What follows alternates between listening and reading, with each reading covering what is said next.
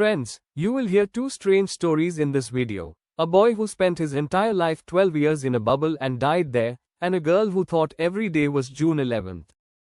On September 21, 1971, a child was born in Texas Student Hospital, America.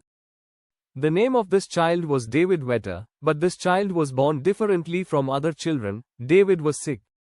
He had a condition known as Severe Combined Immunodeficiency, SCID. Friends, this disease makes a person's immune system very weak. A slight infection could lead to death, which is why, immediately after birth, baby David was separated from everyone. A special chamber made of plastic was prepared for the child. It was a chamber where David was kept. In this chamber, the air was filtered, and food, water, clothes, and toys were supplied. Things were carefully placed in a small scene and taken into this chamber. Anything David needed to touch was kept in a gas called ethylene oxide for 4 hours before being given to David to handle inside the chamber. At first, plastic gloves were worn that were kept in the chamber so that David could touch a few things. As time passed, this plastic bubble became David's home. The world was surprised by this case. As David grew, other things were brought into the chamber, such as a small TV and some toys. Books were also kept inside for David. When David turned 1, a similar chamber was created in his house, and David spent most of his time locked in that chamber. In 1977, a special suit was made for David, which allowed him to leave the chamber and stay safe from infections. However, it was very difficult to wear this suit all the time, and David wore it only a few times. This strange case of David cost the American government $1.3 million at that time. When David turned 12, the doctors decided to transplant his bone marrow.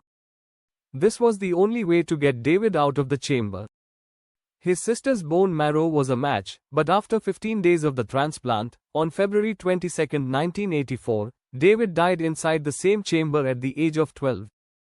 He is now remembered as the boy in the bubble. Friends, our world is full of such strange stories, like that of Riley Horner.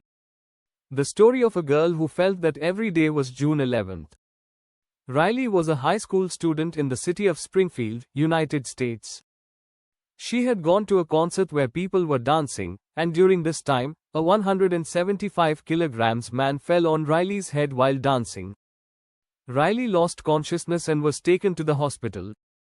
Thankfully, she wasn't badly injured. She was discharged from the hospital after just 1 hour, but something very strange had happened to her. Friends, this small accident would change Riley's life forever.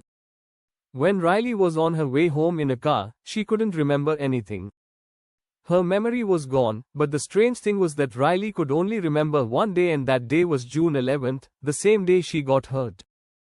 The odd part was that every time Riley woke up in the morning, she felt as though it was June 11th again, as if no time had passed since she was with her friends at the concert. For the next several months, Riley's parents took her to many doctors in America, but no one could find a solution to her condition. Riley knew something was wrong with her. She started writing down everything she did each day in a diary, so the next day she could remember what she had done. But the real concern was about her past and future studies. Now, there is good news for Riley. Dr. Maurya, a doctor who is trying to cure Riley, discovered that Riley's brain cells were not getting enough oxygen. Riley is now receiving treatment and has regained her memory to a large extent. This case shocked the world and surprised everyone, as Riley had felt that every day was June 11th. If you liked this video, please like it. To watch more interesting videos, subscribe to Mysterious Stories and hit the bell icon to get notifications of my new videos. I hope this helps. Let me know if you'd like any further adjustments.